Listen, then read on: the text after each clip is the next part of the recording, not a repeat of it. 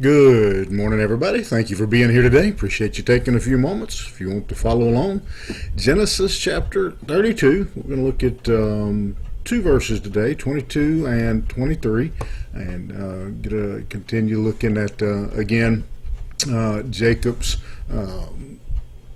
journey home. And this is a important place in that journey. Verse 22 says, "The same night he arose and took his two wives, his two female servants, and his 11 children, and crossed the ford of the Jabbok. He took them and sent them across the stream and everything else that he had." This stream, this creek that he has to cross represents an important moment in the life of Jacob.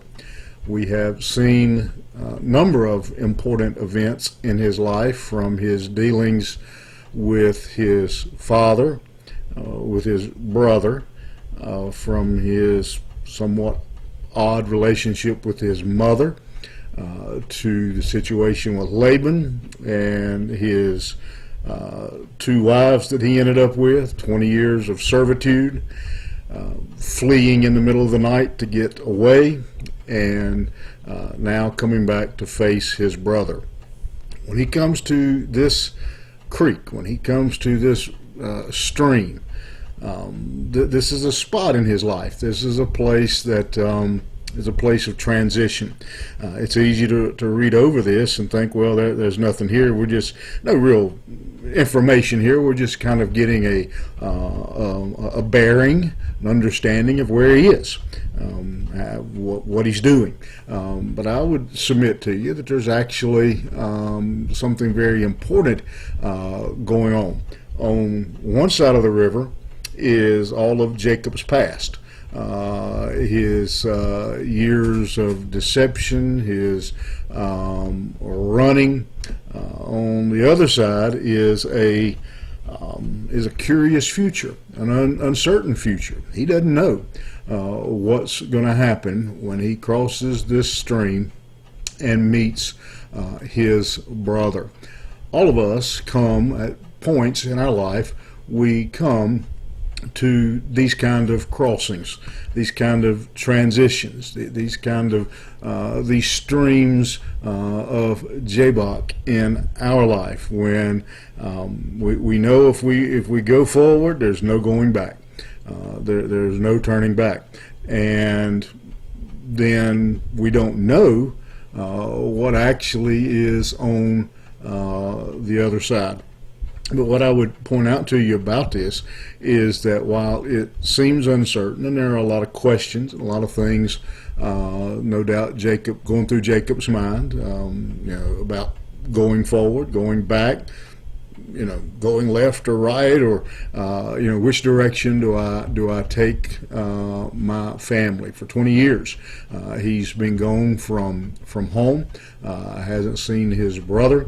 Now God has sent him back, has called him back to the promised land, and this stream here is what stands between him and the promised land, and what he does, what his life, what his family's life will look at it. Most of us, we prefer what we know. We prefer the normal. I think all of us probably do to a large extent. The other side of that stream was new territory for him.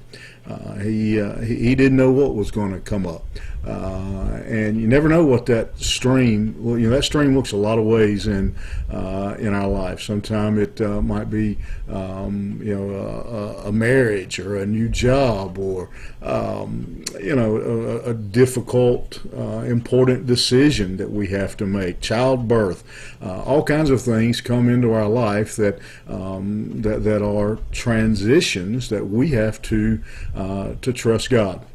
And that's exactly where Jacob finds himself as he stands here. God has called him and sent him home. Now he stands at this point where he has to make a decision whether he's going to be obedient, and nobody can make that decision for him. Nobody can go across the river and the stream and come back in 6 months and tell him what things look like. It's on him. He has to make that decision on his own. He has to decide: am I going to be obedient and follow God, follow what He has told me He wants me to do? And you, this morning, you may be going through a circumstance in your life, and if you're not, you may be tomorrow. You may be before this day is over, where you stand at the stream and you're wrestling with the decision: do I follow God? Am I obedient? Do I do what God wants me to do? I know Jacob was almost positive that there was going to be some trouble on the other side of that stream. We know he was wrong, but at that moment, I think most of us would have probably agreed with Jacob. When you cross that stream, buddy, you better buckle up. Esau's going to, he's going to come after you.